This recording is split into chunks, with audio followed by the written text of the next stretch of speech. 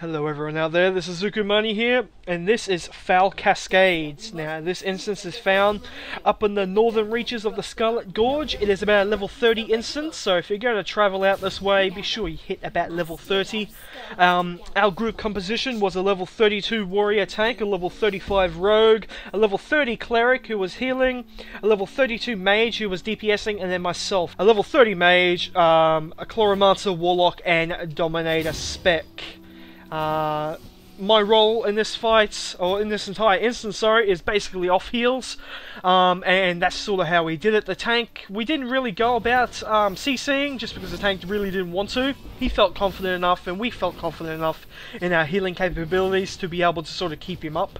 So, no CC whatsoever here, we just go through and we nuke stuff. AoE him down, good old fashioned, you know, running into an instance and just nuking it apart. Okay, so I'm level 30 now, so I've got a couple of new abilities that I'm able to use. One of them, which is really nice for this place, is Nature's Fury. Now, what that does, it is hits one target for nature damage and then bounces off to 4 other targets, creating a whole bunch of nature damage I'm able to do. It's the only AoE I have, sadly, but it is very effective in AoE healing, I must admit. The other ability I have is a wild growth. Now what that does is it blesses the ground within 15 meters of myself, and then heals up to 10 alleys for, at the time, was like 570, I think 575 healing. 575 healing over 12 seconds, which was really nice, especially for the first boss here. There's a lot of bouncing group damage that sort of happens, so everyone was sort of grouped up to the point where wild growth became very, very effective. Other than that, I mean, I do have like higher ranks of other abilities, but the basic rotation is, especially for here, and I suggest anyone who's sort of a level 30 Chloromancer, is to use, every time it's off cooldown, use Nature's Fury. It has a 8-second cooldown to my knowledge, but yeah, every time it's up, use it, because even on a single target, it does more damage it does more single target damage than your Vol spores. So it's best to use that as much as possible. It'll help out effective healing of the entire group.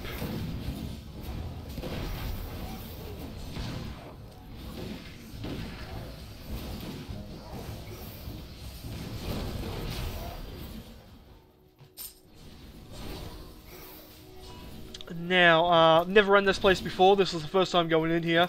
I don't think we wiped. I cannot be sure of that though. I don't think we did though. These little AoE packs, nothing to be worried about. They do hardly any damage. We had a Pyromancer, as you can see in the group. Oh, I so want to play a Pyromancer. I really, really do. We're definitely testing that out in the next beta event. Speaking of which, a bit late on uploading this, but the next beta event, Beta 7, is an open beta. So if you currently are not in the beta, or would like to participate in the beta, just head on over to the Rift's main website and then sign up for the beta.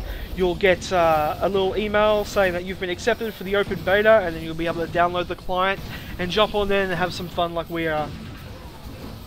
Now, this little rock thingos here, if you remember back to my original first video of Iron Tombs, we had something similar. Similar thing, except that this one spawns spiders. Now, I can't think of a worse thing in the world to spawn, but yeah, it spawns 4 little spiders, and then when you destroy it, it spawns a big spider, and it is, yeah. We need to kill it for a quest, sadly. Otherwise I'd totally skip it every single time. It does waste a bit of time doing it, but it's not too bad, and the XP gains from this is actually quite nice. I have to say, at no point I was really worried about keeping the tank alive. There were a couple of scary moments in this place, especially on some of the boss fights, but all in all it was quite manageable. He was quite a good tank, I must say. Helps out a lot. I mean, coming from a healer side of things, it really helps out to have a tank that knows what he's doing. Okay, we're waiting for the pat here. These guys actually hit pretty hard, but it's nothing that we won't be able to manage with.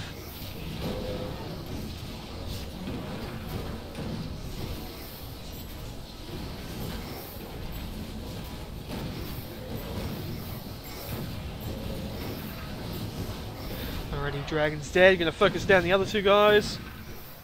As you notice, we're not marking up targets like our Deep Strike Mines run, just because we're not CCing. If we were CCing, we will be marking up targets, but everyone's just following the tank target at this point for DPS, so it wasn't a real hassle. If you get into a group where people are kind of new to the whole aspect of MMO gaming, you may have to encourage them to sort of use the markings, but if you're with a group of people who knows exactly how to play an MMO and who have been playing an MMO for the last several years, then there's really no need to worry.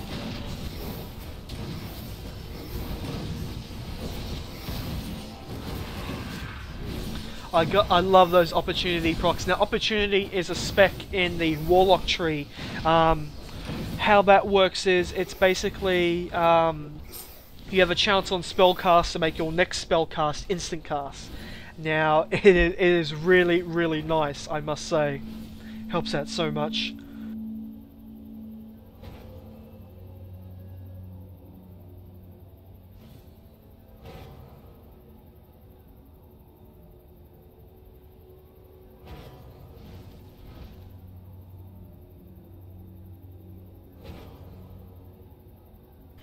Alrighty, since there's a bit of downtime here, I'm going to do a shameless plug. Head on over to riftdaily.com. They're currently having a launch competition. Their website has recently launched. It's only been up for the last, I'm going to say 2 weeks, but they have a competition happening. Be sure to head over onto that website and check it out for more details. The competition prize is a pre-ordered copy of Rift. So if you haven't pre-ordered the game yet, be sure to head on over for your chance to win. That's riftdaily.com. Okay, now that the shameless plug is out of the way, let's get back to this boss. Alrighty, this is the first boss of 4 bosses in here. Now what this boss does, he has 2 adds. Now we focus down on the main guy first. The 2 adds have 2 different abilities though. Basically, periodically throughout the fight, he will swap a target. Now, I think they're called Lesh and Gruz.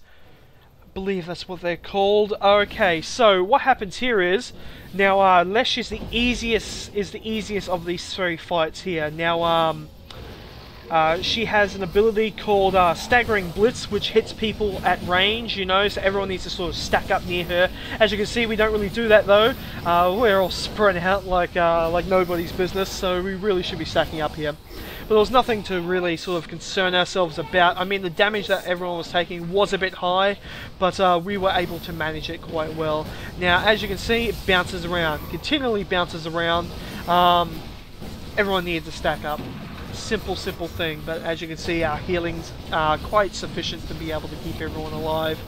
Now, what happens? We DPS down this target, down this part of the boss, and then once it hits 50%, it'll switch to the next target, which is the other guy. Now this guy, here he comes now, very, very slowly. He does like a cleave ability. What was it called? Rendering Cleave. So the tank will have to turn him away from the rest of the group. He will also gain a buff, Endless Rage, which will make him hit harder. So progressively over time, he will gradually hit harder and harder. So the longer the fight goes, the worse off it is for healing.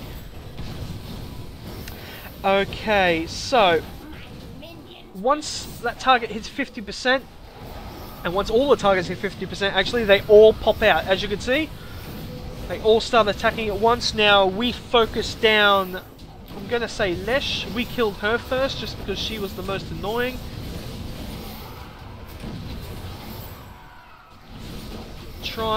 People are still staying at range, keeping the healing going. So annoying having to turn and cast on something. Alrighty, looks like we're going to kill Gruz first. Realistically, we should have kept Gruz up and we should have killed the other one. But, you know, beta is beta. People like to do what they like. So, yeah, we're going to finish off Lesh. And then it's just a simple tank and spank on the last guy, on the last boss here. Damage, gonna heal myself up. So as you can see, for this fight alone, that wild growth helped out so much for the healing side of things, keeping everything healed up quite nicely. We did lose someone, sadly. I wasn't quite fast enough on my soul tether. It is something I really have to work on, but we were able to keep everyone up, especially the tank. It wasn't too hard. Apparently a lot of groups have a lot of troubles with this boss, but we didn't find it too challenging.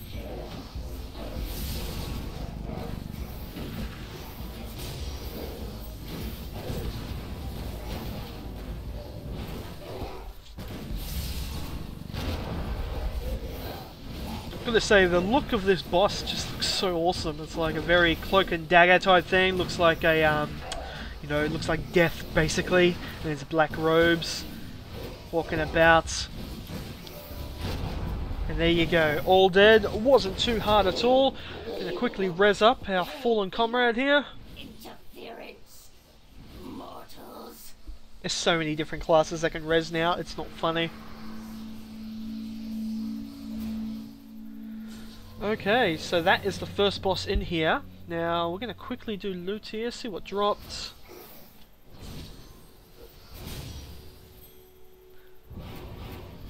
Buffing up yet again.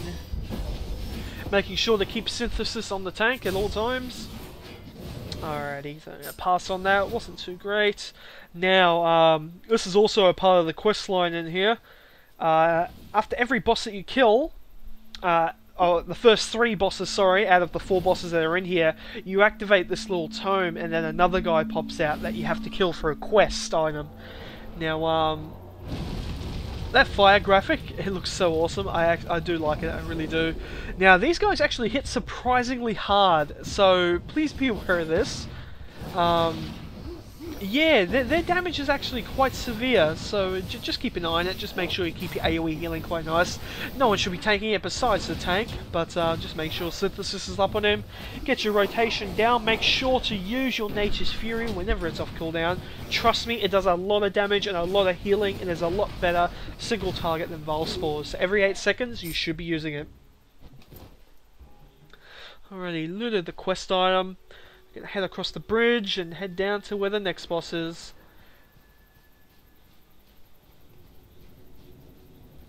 Alright, a little AoE pack of imps.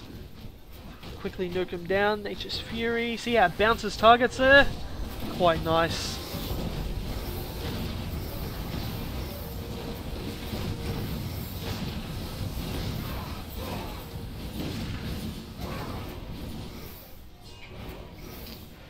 Alrighty guys, that is part 1 of a 3-part series of Foul Cascade, the 3rd dungeon in the Rift beta. Now as mentioned earlier, the next beta event is going to be an open beta, so anybody can join it. If you would like to register for it, be sure to go over to Rift's website at riftgame.com/beta signup, and be sure to sign up for the upcoming beta. My name has been Zugumani here, thank you all for watching, and I'll see you all next time.